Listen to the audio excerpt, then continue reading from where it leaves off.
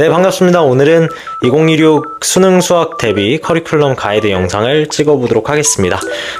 1에서 2등급 학생들에게 어떤 식으로 수학 공부를 하면 좋을지에 대한 가이드 영상을 촬영해 보도록 하겠습니다. 일단 저는 세 가지로 좀 분류하는데요.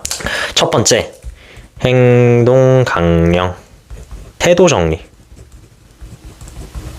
시즌. 두 번째, 엔제 플러스 모의고사 시즌. 세 번째, 총정리 시즌. 이렇게 세 가지로 분류해서 커리큘럼 가이드 영상을 찍어보도록 하겠습니다. 일단 첫 번째 행동강령 부분이에요. 이건 뭐냐면 일단 시기별로 알려드릴게요. 1에서 3월달 가장 일반적으로 1에서 3월달에는 개념과 기출을 정리하셔야 돼요. 실전 개념과 기출 분석을 같이 진행한다. 무조건 하셔야 될 건 뭐냐면 반드시 태도 정리를 하셔야 돼요.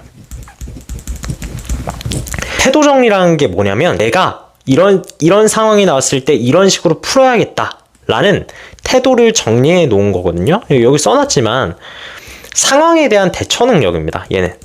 얘를 완벽하게 구축을 하는 걸 첫 번째 시즌으로 두는 겁니다. 1에서 3월달 시즌 안에는 태도 정리가 완벽하게 되어 있어야 돼요. 그 이유는 문제를 많이 풀기 위함이에요. 문제를 많이 풀기 위해서는 일관된 태도로 문제를 많이 푸는 것이 매우 중요합니다.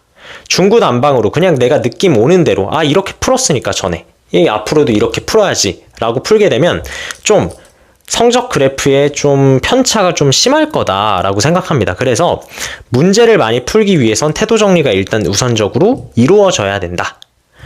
그리고 이렇게 태도 정리가 완벽하게 되었으면 4월달서부터 6월달까지는 엔제를 많이 푸시면 돼요.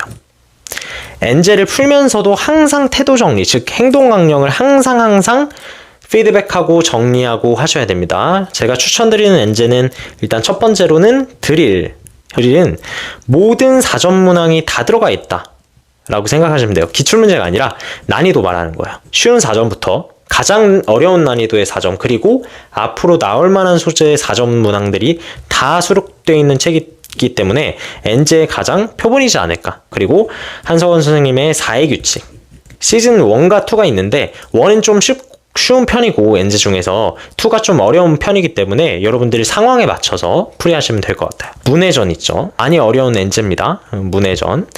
그래서 좀 나중에 뒤로 빼서 하는 거 추천드리고, 제가 제일 좋아하는 2의1 엔제. 얘는 하루에 풀 양이 정해져 있기 때문에 암유지 플러스 실력 향상 용으로 사용하면 좋지 않을까. 기준은 뭐냐면 이거 다 풀고 나서 6월달까지 풀고 뭐가 있냐면 6월 모의고사가 있어요. 이때서 여러분들이 성적을 받으실 거 아닙니까? 얘를 기준으로 피드백을 진행합니다. 피드백을 진행해서 앞으로 7월달에서 9월달까지 공부를 진행하시면 되는데, 이때 발견됐던 내가 특히나 틀리는 유형들, 내가 시험지에서 틀렸던 유형, 혹은 지금까지 엔제를 풀면서 많이 틀리는 유형들을 태도 정리를 완벽하게 하시고 그 유형들에 대해서 계속 엔제나 모의고사 풀이를 진행하시면 돼요. 자, 6월 모의고사 전까지는 제 생각에는 모의고사를 푸는 게 크게는 의미 없어요.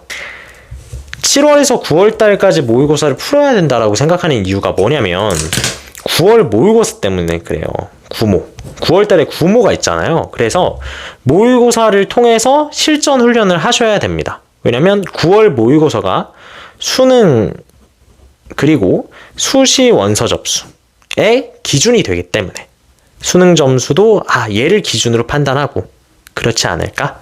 수시 원서 접수도 최저를 맞출까 못 맞출까를 얘를 기준으로 판단하기 때문에 이때는 성적이 좀 나와 주셔야 됩니다. 그래서 모의고사 훈련을 하는 게 좋고, 모의고사는 단순히 훈련용 뿐만 아니라 여러분들이 엔제처럼 활용하시는 것도 중요해요. 엔제처럼 내가 틀린 문제에 대해서 계속 행동 강령 정리하고 태도 정리하고 이런 것들이 필요합니다. 그래서 9월달까지 문제 풀이 양을 계속해서 방대하게 늘리는 것이 중요하다. 문제를 많이 푸는 것 그 자체가 중요한 게 아니라 문제를 많이 풀면서 계속 내 태도를 정리하는 거예요. 그래서 모든 상황에 대한 대처 능력을 키워나가시면 됩니다. 그럼 수능 때도 절대 당황하지 않아요. 어쨌든 이렇게 해서 9월달까지 최대한 엔제랑 모의고사 많이 풀이하시는 게 좋다. 9월달 이후로 구모 이후부터 수능까지는 총정리 시즌이라고 했죠. 이때는 총정리하시면 됩니다. 지금까지 풀었던 모든 엔제 그리고 모든 모의고사들을 다 가져온 다음에 여기서 오답들만 가져와서 따로 정리합니다. 따로 정리하다 보면 내가 이 유형에 약하구나, 이 단원에 약하구나, 이런 것들이 보여요. 그럼 그런 것들에 맞춰서 추가적으로 엔제를 더 풀이하든, 이때 해야 되는 건 뭐냐면 약점 분석이에요. 약점 분석을 통해서 당연히 보완해야겠죠. 그리고 하나 더, 수능을 총정리해야 돼요. 수능 있죠. 그러니까 무슨 말이냐, 2호 수능, 2사 수능, 2, 3 수능, 이렇게 수능 문제들만 따로 모아서 경향성을 보는 것이 중요하다. 여러분들이 직접 하시는 게 제일 좋아요. 최소 3에서 5개년 정도 뽑아서 수능에 대한 경향성만 따로 보는 겁니다. 결국엔 여러분들이 보게 될 문제들은 6월 모의고사에 나오는 문제들, 수능에 나오는 문제들이 아니고 수능 문제를 맞닥뜨리기 때문에 수능에서 어떻게 나왔는지를 정리하는 게 되게 중요해요. 그래서 3에서 5개년을 따로 뽑아서 정리하시는 게 좋다. 그래서 이렇게까지 총정리 딱 하시고 수능 보면 정말 문제 없을 것 같아요.